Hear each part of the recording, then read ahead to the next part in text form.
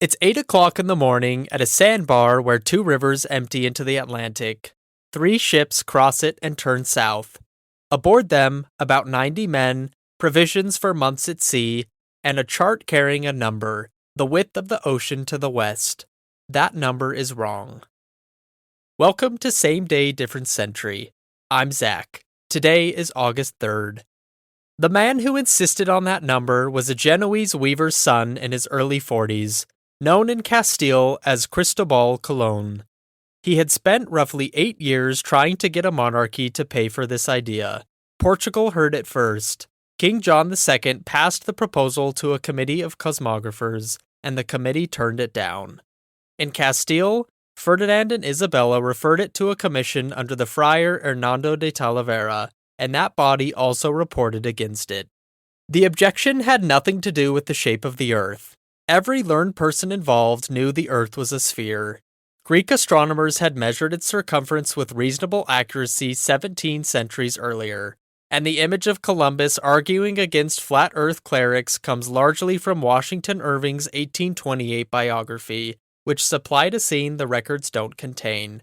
The real dispute was about width. The commissions calculated that the ocean between Europe and Asia was far too broad for a ship to cross with the food and water it could carry.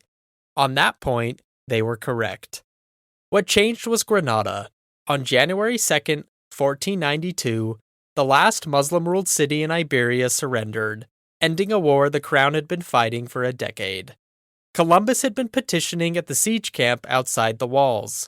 On the 17th of April, at Santa Fe, he got his terms in writing. The title Admiral of the Ocean Sea, appointment as Viceroy and Governor of any lands he reached, and 1/10 of the wealth that came out of them. The financing came together through Luis de Santangel, who kept the royal household accounts and arranged an advance of a little over 1 million maravedis, drawn largely from the treasury of the Santa Hermandad, the crown's rural police force. Columbus had to raise roughly 250,000 more himself, and did it through Italian merchant houses in Seville. Isabella's jewels stayed where they were. Las Casas reports the queen offering to pledge them. Santangel's money made the offer moot, and much of the royal jewelry was already committed against the cost of the Granada campaign. Set beside 10 years of war, the whole enterprise was a small wager. The ships came from a legal penalty. The town of Palos de la Frontera stood under royal sentence for an earlier offense against the crown, and on the 30th of April, it was ordered to furnish 2 fully equipped caravels at its own expense. Those became the Pinta and the Nina. The larger vessel, the Santa Maria, was a chartered nao, a merchant ship, roomier, slower, and less handy than a caravel. No plans of any of the 3 ships survive. Every replica ever built is an educated inference. The crews were harder than the ships. Palos had no appetite for the voyage until Martin Alonso Pinzon, the port's most established mariner, committed himself and brought men with him. His brother Vicente Yanez took the Nina. The crews were not the jailbirds of legend. Exactly 4 men sailed under royal pardon, 1 who had killed a man, and 3 who had broken him out of custody. We know this because Alice Gold, an American scholar who worked the Spanish archives from 1911 until her death in 1953, reconstructed the roster almost man by man. It was a company of ordinary seamen, most of them from the towns along the Rio Tinto. The contract settled who would own what. They said nothing about how far the ships would have to sail, because nobody signing them knew. The journal Columbus kept on the voyage is lost. What survives is an abstract made by Bartolomé de las Casas, partly quotation and partly summary, plus the biography written by Columbus's son Ferdinand.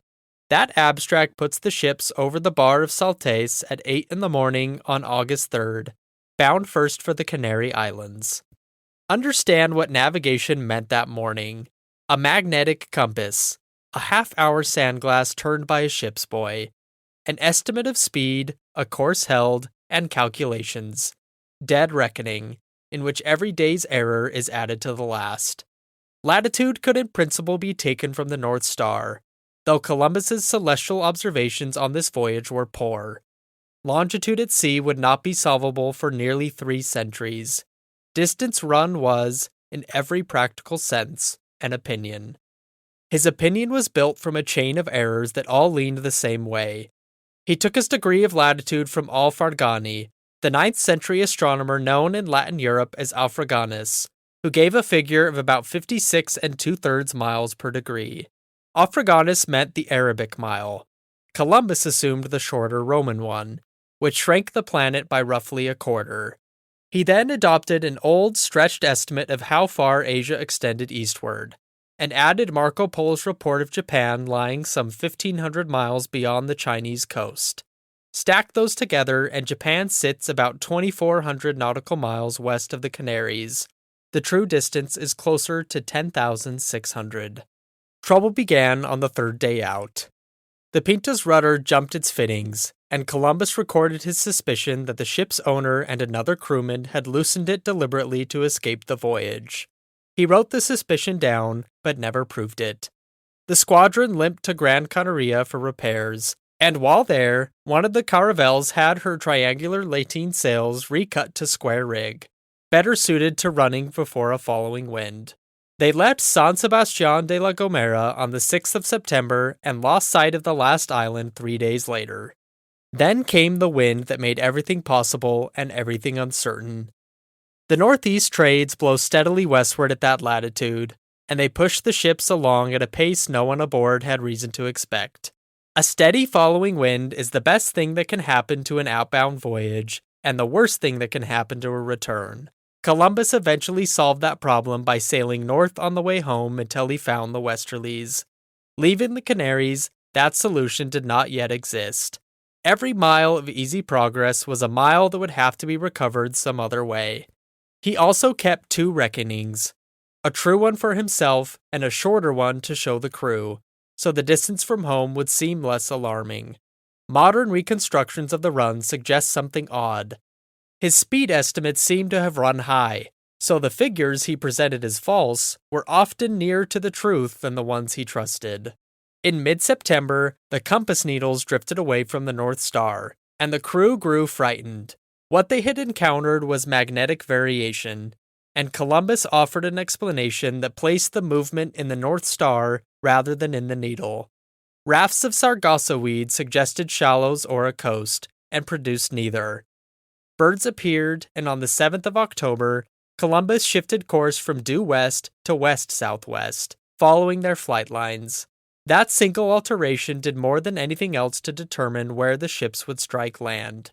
3 days later, the men had had enough. What happened on the 10th of October is disputed. Las Casas and Ferdinand describe complaints put down by the admiral's resolve. Testimony from the Pleitos Colombinos, the long series of lawsuits between the Crown and Columbus's heirs, has witnesses claiming it was Martín Alonso Pinzón who insisted on pressing westward.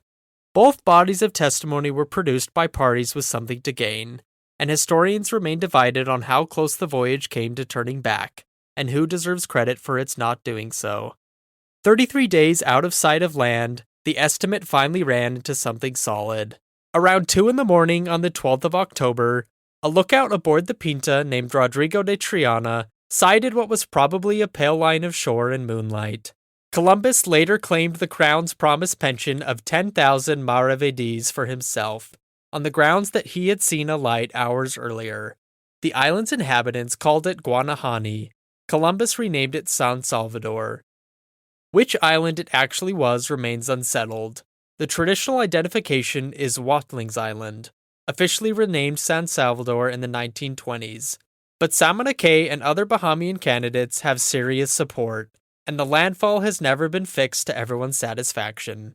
The journal's earliest entries about the people who met them on the beach are not exploratory. Columbus notes their generosity, observes that they carry no iron, and writes that they would make good servants. Within 2 days, he has estimated the number of men required to subjugate the island. That assessment, made in the first week, is the earliest documented appraisal of the Americas in the Spanish record. The voyage's remainder was hard. The Santa Maria grounded on a sandbank off Hispaniola on Christmas Day and was dismantled to build a stockade. 39 men were left there. When Columbus returned 11 months later with 17 ships, none of those 39 men were alive.